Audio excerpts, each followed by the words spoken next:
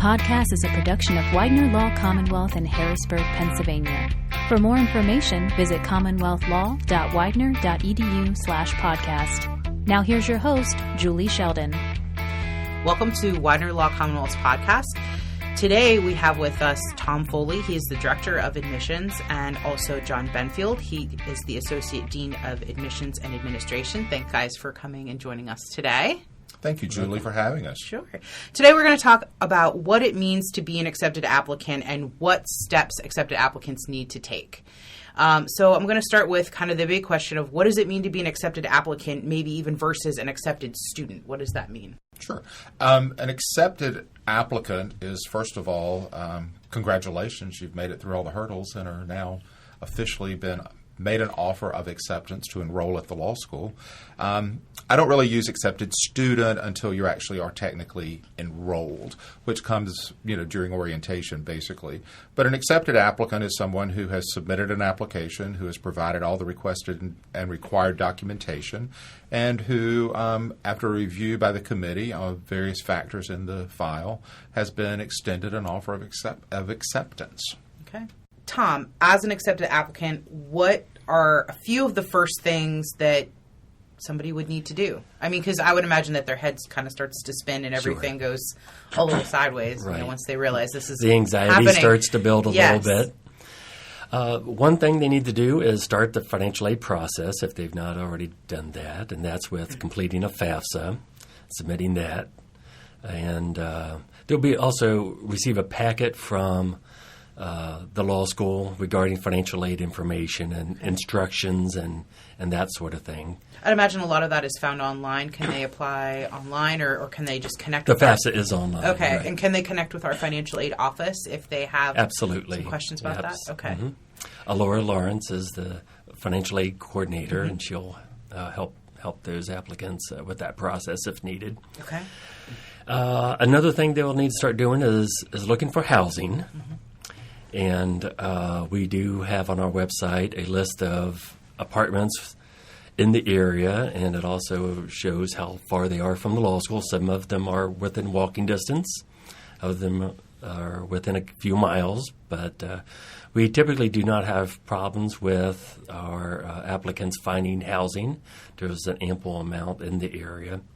And we also help coordinate through the incoming class Facebook page if you're looking for a roommate, or if you have a place and you're looking for a roommate, or vice versa, you looking for someone who has a place, and we try to hook up the applicants that way. Okay. I just want to take a quick step back and talk a little bit about financial aid. A lot of the questions that some folks may have may be about how much am I getting and how will it be applied. Are those questions that are best directed towards the financial aid office? It is. Again, that packet will include a cost of attendance, which will include the tuition, your fees, books, housing allowance, living expenses, that sort of thing. So all students are given this set amount. And so that is met through a combination of scholarship money, which is offered through the law school, loans that are available to the applicants. Okay. Julie, one of the things I think applicants really should be sensitive to as they look at their financial aid package, what we find is that oftentimes students get hung up on how much scholarship money one school gave versus how much money another school gave. And all $10,000 bills are not created equally. Because as Tom mentioned, the cost of attendance, and every law school is required to publish a cost of attendance budget, a COA budget. That number includes those things that Tom mentioned.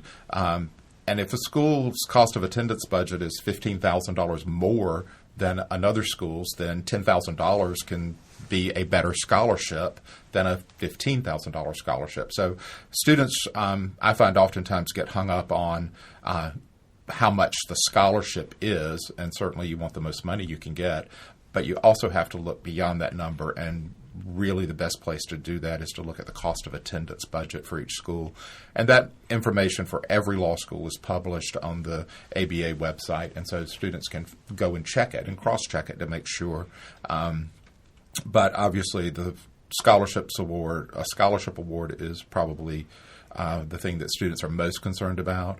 The FAFSA applies to every law school, so if one school says you'll get $20,500 from an unsubsidized loan, you'll get $20,500 from every law school. Okay. And then there's the Grad Plus loan, which is a variable amount, and it varies in the sense that it's going to get you to the cost of attendance at each school.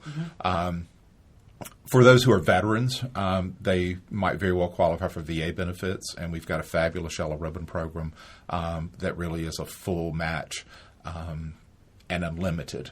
And unlimited in the sense that we don't say only 5 people can qualify for Yellow Ribbon.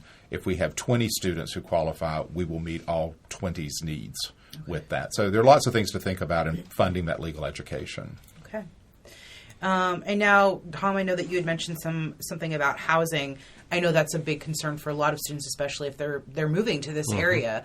So how does your office assist and kind of maybe guide through that process of finding a roommate and finding some housing in the area? Well, we do maintain a list on our website of the apartments, and as well as some houses that might have a room for rent and that sort of thing. We somewhat vet that a little bit, and we'll make that available. That there's applicants to look online and find that. And again, our incoming class Facebook page has really been very helpful to help those applicants. If there's a young lady looking for another young lady to share a place, that would be a great place to put that out there and see who responds. Okay. Students always seem to be concerned about where will I live. And I understand that that's a big issue and a big concern, but routinely it always works out. There's lots of options for housing. And one of the really nice things about Harrisburg is that the cost of living is very low, certainly relative to places, larger metropolitan areas like D.C. or Philadelphia or New York or places like that. So that's one place where a student can save some money. And we really encourage, or I've always encouraged students, especially as a first year, to have another law school as a roommate, just to share those expenses. Suddenly the cable bill's cut in half, the utilities are cut in half, and even if you can get a third or a fourth roommate, but it needs to be a good match because you don't want to be having roommate issues while you're dealing with the first year of law school. So anyway. And then, as we kind of move through things, what about, how would a student start the process of registering for classes, and how do they know what they need to take? Who do they need to meet with to kind of establish those sorts of things? Well, one thing I would tell a first-year entering student who's been accepted is relax, chill. It'll all work out. And we're here to guide you through that process. All first-year students at every law school that I'm aware of will be told what to take, when to take it, and who to take it from. So that in that first year of law school, especially that first semester, students are registered by the school. So there's very little, actually there's probably no input as to your schedule. You're block scheduled in. And so with that schedule, which will come out for us usually in late June, early July. Once you have that, then you can order your books. And when we send you your schedule, then you'll be able to go online and order your books. And there are several options on where to get your books from. Really doesn't matter. You can now rent textbooks, which can save you some money. You can buy them off Amazon. You can buy them from designated vendors, et cetera. There are lots of resources. Just make sure you use the right ISBN number and get the correct book and the correct edition and all that sort of stuff. Otherwise, you'll have some problems there. But as an entering student, we're going to tell you, if you will read what we send you, you will know what to do, and it'll be guided through, and much of the detail, if you will not take place until probably much closer to the start of school. Then we find that some students like, because they tend to be a little more eager to make sure all the I's are dotted and the T's are crossed. But just be patient, relax, enjoy your summer. It'll be here soon enough. So now, when is the time frame when most students, if they did kind of a traditional application, when would they be hearing that they are an accepted applicant we made our first offers of acceptance this year prior to Thanksgiving. Okay. And then after that, we continue to make them along and along and along.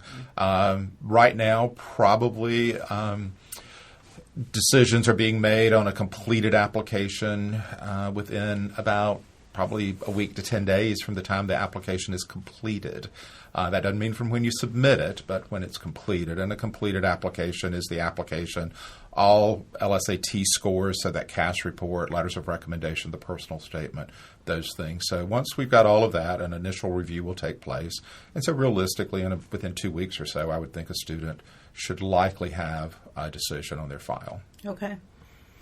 And, some students, I know that you said, for them to chill, but, some students, accepted applicants actually would get a little, nervous, where do they get their syllabus information and how do they know about their professors, that sort of thing. So, Tom, how do they learn that information? Is that in the packet that they may receive, or is that something that comes a little bit later in the process? Most of that information will be provided on an orientation page. Okay. That will be put online in July, and it will have the classes, professor information, and that sort of thing. So where to get books, library information, because they need some information to get into the library and make copies and do all that sort of thing. Exactly. So the orientation page, they will receive, upon acceptance, they receive a package from the admissions office, and it provides a lot of information that we've already discussed. And it will mention that that orientation page will be made available during the summer. And one more thing is if they've not had an opportunity to come visit school, we do have a couple of events for accepted students. One is be in March, and that's a great opportunity to come and actually walk through the campus and meet professors and meet that sort of the staff and get acclimated with everything. And then we have another one. It's more of a social event, but it's still a great event in June where accepted students can come on campus and figure out where everything is and who people are. Yeah, and one of the things I always recommend to a student is if they've been accepted to a law school and it's on their top list of schools that they're interested in, they really need to go and visit that school. That would be one of, going back to your original question, is one of the first things I would tell a student to do is go and visit, come and visit the law schools that you've been accepted to get a feel for it, to see what see if it's a good fit for you. And so they need to do that. And then we also require, and I think most law schools do now, a seat deposit to confirm their plans to attend. Our first deposit is due depending on when you're accepted, but we do not ask for a deposit prior to April 15. It's a $400 non-refundable seat deposit. And then we ask for a second seat deposit, $400 more in mid-late June. And so before you pay those deposits, you probably really want to visit. I mean, $400 can be a cheap insurance policy if you haven't heard from all of your schools at this point. But you really want to make sure that before you start plopping down $500 bills or $250 bills, that you've been to the school and visited and know whether or not that's a school that you're interested in. So the deposit is non-binding in a sense that just because you pay the first $400 deposit doesn't mean you have to go. But it is non-refundable, so you don't get it back if you don't. If you do come, those deposits apply towards your tuition for the fall semester. But visiting a school, whether it's at as Tom mentioned, a planned open house event, or whether it's a come on your own private visit, you really need to visit. Okay. And anybody who is interested in law school and accepted applicants, they can always check our website for information on upcoming events, as far as information sessions and tours. And we also offer just individual tours if they can just contact your office if they would like to come. Okay. And I'm going to ask you each kind of individually. I know, John, you may have touched on this, but what is maybe the number one piece of advice you would give to an accepted applicant as they're considering law school and they've gotten an offer? The first thing I would say is congratulate yourself. You've reached a milestone and you're to be commended for it. If a law school has accepted you, then they've got confidence that you can do the work and be successful. The second thing I would do is say relax and enjoy, because this is sort of the last time before you hit the ground running full speed ahead for a marathon that's going to last about 3 years with law school. And the other thing I would tell them, which seems so basic, is when the law school sends you something, whether it's electronic or through the old-fashioned snail mail, is read it, open the envelope, open the email, read it, and respond accordingly. But I think that and in the meantime, visit the law schools to see if it's a good fit for you. Okay. Tom? I would let those applicants know that to share with their families and their friends and significant others that law school requires a lot of time. It's a bit stressful. So, just a little bit. Just a little bit. Just a little bit so stressful. They may not be able to go out with friends and watch a movie every Friday night. They may not be able to go visit grandma on the weekends, and holidays may be cut a little bit shorter than usual. That sort of thing. It's a big deal. Mm-hmm. So when a student goes through law school, their family goes through it as well, particularly if they're married, if they have significant others. And as the dean mentioned, it's nice when you have a roommate that's also a law student, because you're both going through you're in the trench together, exactly. So, but to share with your family and friends that life is going to be a little bit different when that student's in law school. Okay. Is there anything else that you would like to tell accepted applicants as we kind of move towards the end of this podcast session? I would tell students as they're applying to law school, be realistic about where they're applying. We are finally seeing an increase in the number of applications to law school. Nationally, yeah. So it may be a situation where students want to sort of broaden their cast net in terms of where they're applying and looking more carefully. I think also they need to think about as they visit schools, how big a school do they want to be in? What are the opportunities at that school and in that area? And that's where Harrisburg has a huge advantage, I think, over a lot of places, is being in the state capital of Pennsylvania.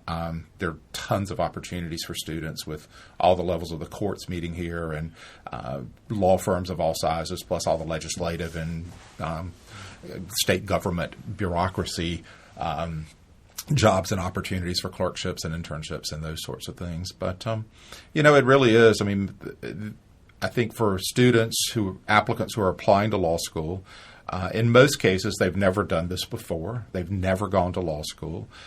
They may be confused by the process because once they hit submit on that application button, they kind of lose control of what happens next. Mm-hmm. And I think if they've got questions, they should call the admissions office at the schools that they're interested in. And I think they should also judge how they're treated in the admissions process with how they're likely to be treated as a student. So if the admissions office doesn't really want to talk to you, why do you think once they've got your money and got you enrolled, they're going to want to talk to you or be nice to you? Again, that goes back to visiting the schools. But, I just think students should not be embarrassed, if you will, by the fact that they don't know the application process.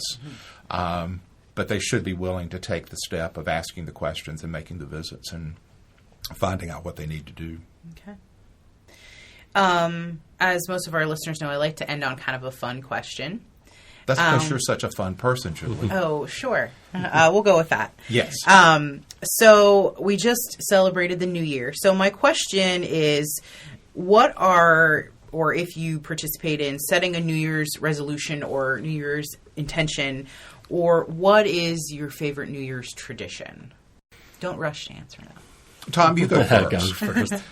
Let me hear what yours is. Don't be a copycat. Our tradition is on New Year's Day is to, it sounds kind of sad, but it's taking down all the Christmas things, boxing up all the Christmas ornaments and all the decorations and getting the tree out in the front, that sort of thing. But in a way, it's sad because Christmas is over, but it does bring in the new year. Closes everything. I like to get things back to normalcy and that sort of thing. So that's what our tradition is. And we always have the college football games on the TV. Okay. And I've got 3 grown boys, so we're all very much interested in watching, and we have fun doing that. Nice. So that's our tradition. Very nice. Dean Benfield? Well, in thinking through resolutions and those sorts of things, I think, one of the things I've attempted to do for the coming year, or will attempt to do for the coming year, is to be a better friend to those who are my friends. Because I think that too often we take friendships for granted, and it does take both sides working to make a good friend. And so I have resolved that I'm going to be a better friend. I'm going to stay in touch with friends who are out of my area and reach out to them. As to traditions, being a Southerner, of course, we're going to eat peas and collards on New Year's Day so that we will have plenty of money in the new year. And so our little 5-year-old neighbor had double helping of collards at the house, and she is on her way, she says, to being a millionaire this year. So I hope she is, and that she'll never forget who gave her those collards. Yes. Well, thank you so much for joining me today and talking about accepted applicants. And to our listeners, please stay tuned for upcoming podcasts. And also, please remember to review our podcast as well. Thanks so much for listening. Thank you, Julie. Thank you. Widener University Commonwealth Law School is the Pennsylvania capital's only law school, with 3 specialized centers of legal scholarship through its Law and Government Institute, Environmental Law and Sustainability Center, and Business Advising Program. Widener Law Commonwealth offers an exceptional learning experience that is personal, practical, and professional. Visit commonwealthlaw.widener.edu for more information.